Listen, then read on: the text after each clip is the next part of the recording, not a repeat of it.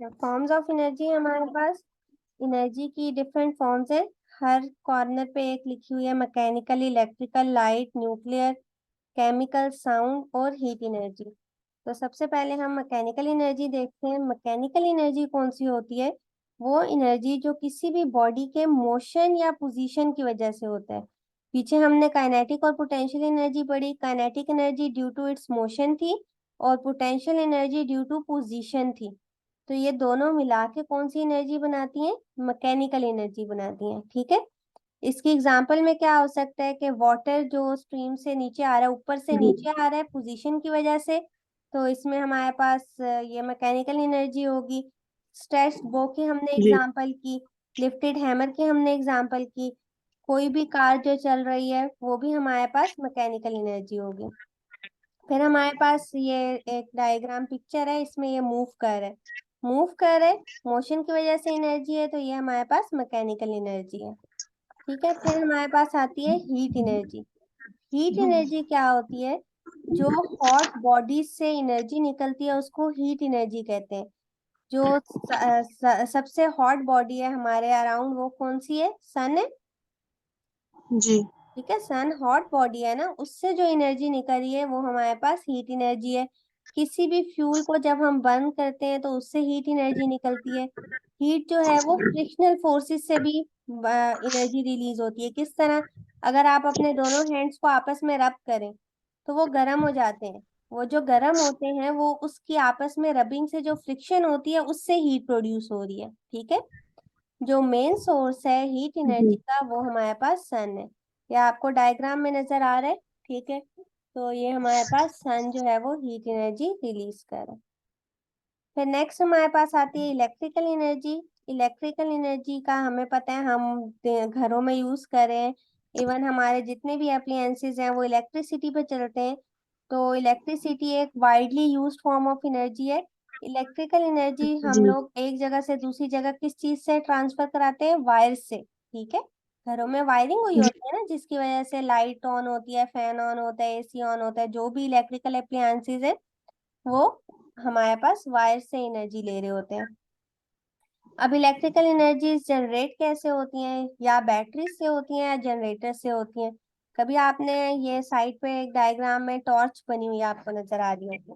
ठीक है। ये जी जो हमारे पास टॉर्च बनी हुई है ये बेसिकली क्या है? इलेक्ट्रिकल एनर्जी यूज करी है, लेकिन हम कहते हैं इसमें तो कोई तार नहीं लगी हुई। इसके अंदर बैटरी लगी होती है, उस बैटरी से ये लाइट प्रोड्यूस करती है। ठीक है।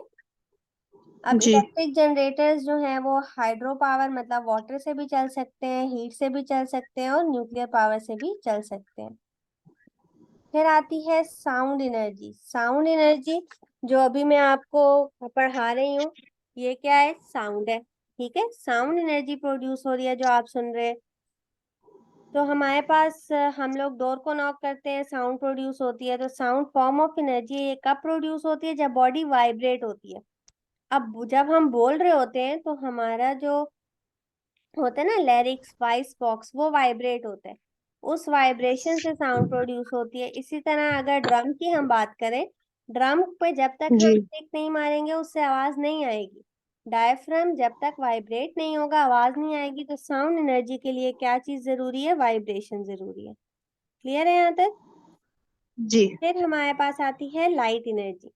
लाइट एनर्जी क्या होती है? जो हम लोग देखते हैं जिससे चीजों को, वो लाइट एनर्जी होती है। ठीक है।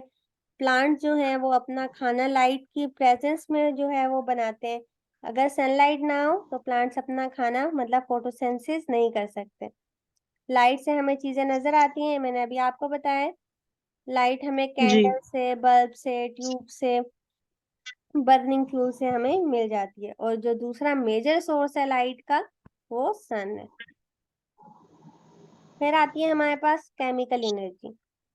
केमिकल एनर्जी फूड में, फ्यूल्स में और बाकी सब्सटेंसेस में प्रेजेंट होती है।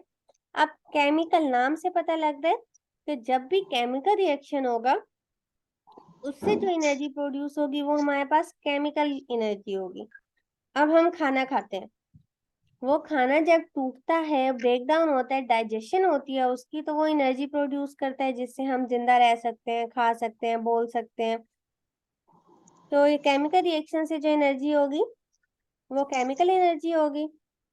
इसमें हमारे पास बर्निंग ऑफ वुड आ जाता है, कोल आ जाता है, नेचुरल गैस आ जाती है।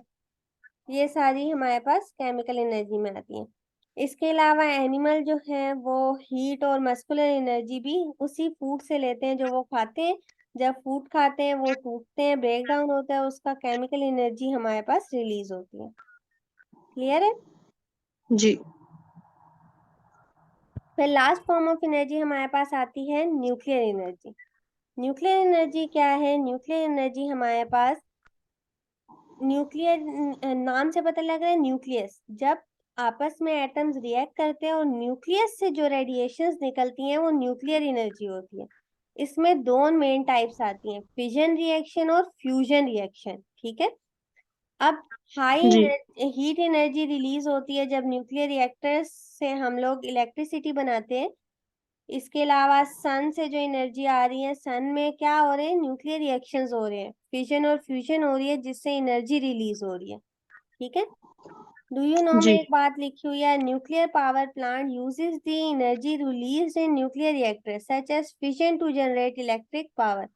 हमने कहा था कि इलेक्ट्रिसिटी के लिए हम हाइड्रो पावर भी यूज कर सकते हैं, थर्मल भी और न्यूक्लियर भी।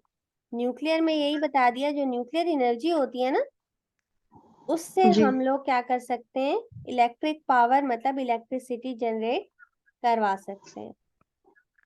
क्लियर है? जी। ओके, तो ये हमारा फॉर्म्स ऑफ एनर्जी कंप्लीट हो गया। ओ- ओहो,